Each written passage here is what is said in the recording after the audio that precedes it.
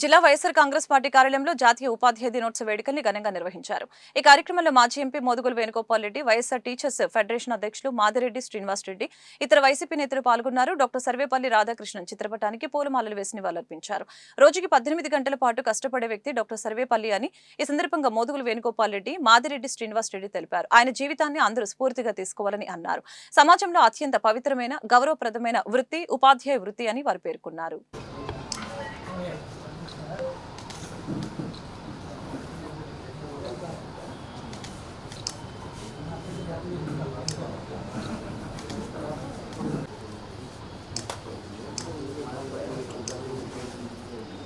RCP కార్యాలయంలో ఉపాధ్యాయ దినోత్సవం కన్నుల పండుగగా జరిగింది. ఈ కార్యక్రమానికి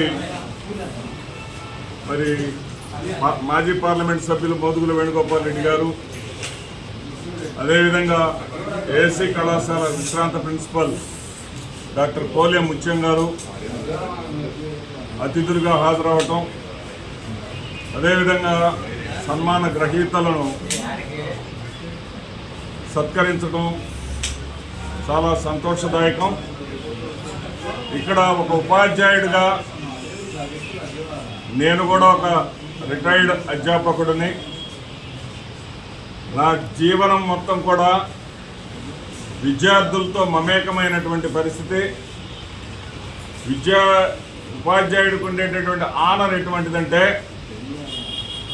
ఒక పూర్వ విద్యార్థి కలిసినప్పుడు ఆ పూర్వ విద్యార్థి ఉపాధ్యాయుడి గురించి మాట్లాడినటువంటి అతను చూపించేటటువంటి కృతజ్ఞత అనేది అనేక అనుభవాలను మేము చూడటం జరిగింది.